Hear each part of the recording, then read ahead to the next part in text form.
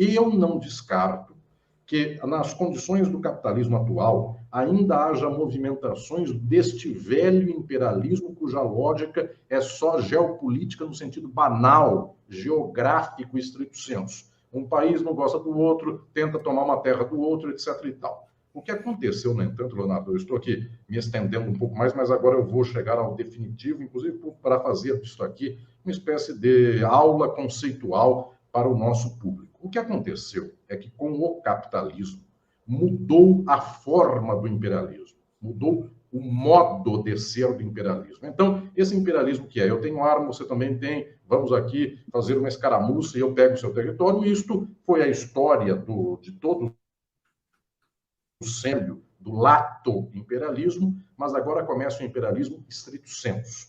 E o que é o imperialismo estrito sensu? É aquele que se articula a partir da forma mercadoria, a partir do capital. Falando de outro modo, a partir das estratégias do capitalismo, do dinheiro. E os Estados Unidos têm preponderância, mas também antes dele a Inglaterra teve preponderância extraordinária e alguns outros países europeus buscaram ter também. A Alemanha, em algum certo momento, a França, de modo muito retardatário, a Itália. Então, houve países que buscaram estabelecer um espaço no qual o seu jogo geopolítico imperialista era um jogo da acumulação.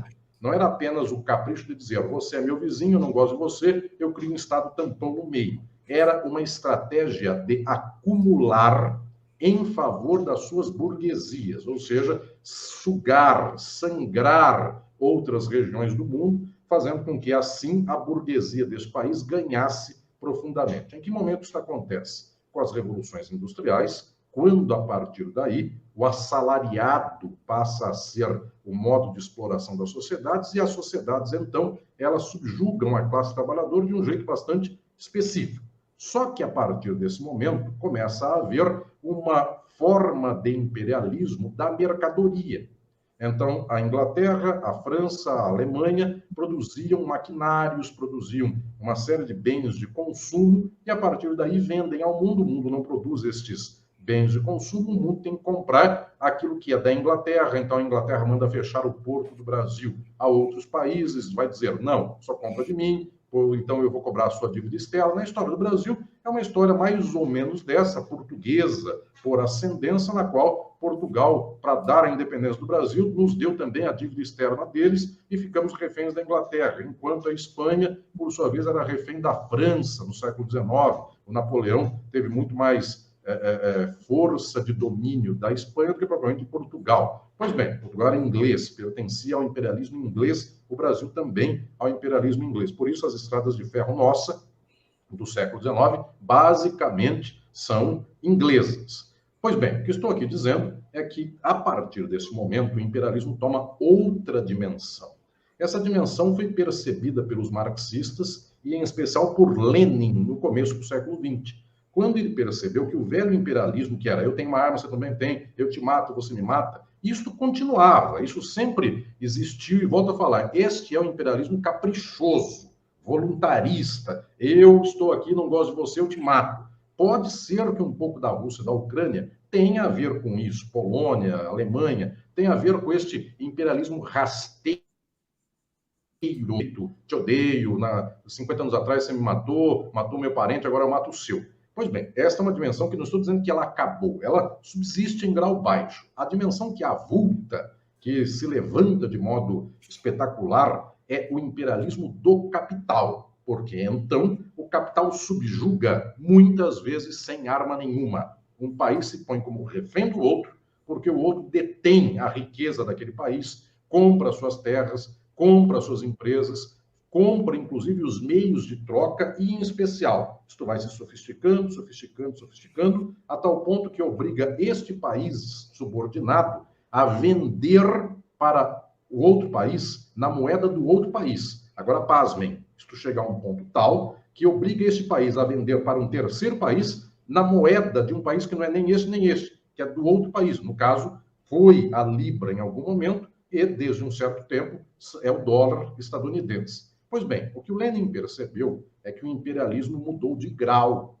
Era uma etapa superior do capitalismo, esta que fazia com que os países se articulassem em termos de geopolítica, em termos de arma, exército, em termos, inclusive, de domínio cultural e ideológico de outros povos, mas, em especial, em termos de domínio burguês, do capital. Quando Lenin propôs isso, ele ainda via que existia Inglaterra, Estados Unidos, França, Alemanha, correndo por trás a Itália, e depois uma série de pequenos países, muito pouco de expressão menor do imperialismo. A própria Rússia era um desses países, a Turquia era o Império Otomano. Então, sempre houve expressões como tais, o Japão no Oriente, outros mais. Mas, depois desse período, o que se percebeu com a Primeira Guerra Mundial e depois com a Segunda Guerra Mundial, Lenin não viu esse período, é o fato de que os capitais do mundo foram se aglutinando de tal modo que uma nação imperialista não concorria mais com outra nação imperialista. Elas foram se fundindo, seus capitais foram se fundindo,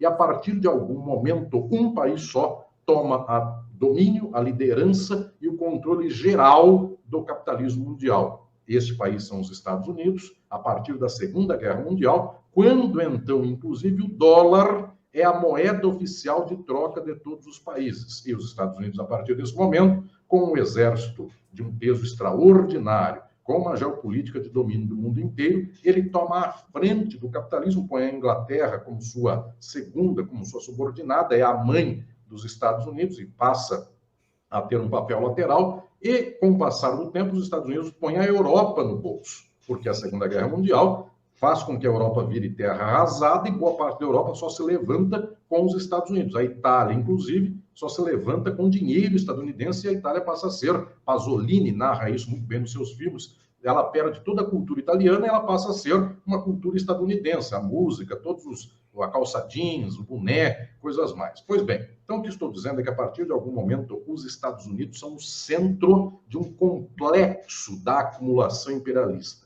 É isto, Leonardo, já para lhe passar a palavra, nos dá a dimensão de que há um velho imperialismo.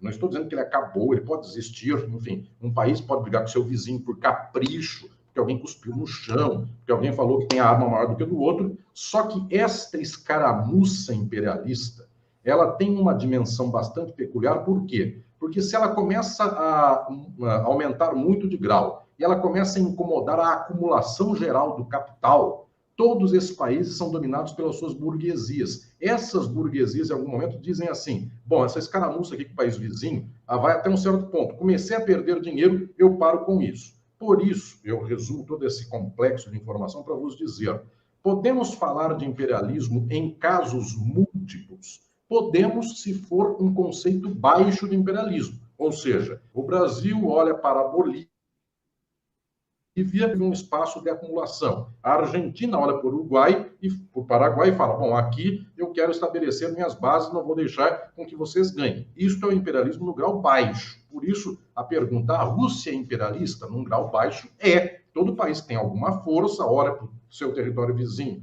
e quer dominar, é imperialista desse território vizinho. Agora, o conceito maiúsculo de imperialismo, esse com o qual o marxismo lida, o Lenin lida, que é a força da acumulação, a força da moeda. Houve alguns centros imperialistas maiúsculos no século XX, desde os meados do século XX. No entanto, o grande centro imperialista são os Estados Unidos, e o controle do mundo, a exploração do mundo, o domínio do mundo, só tem uma força, os Estados Unidos.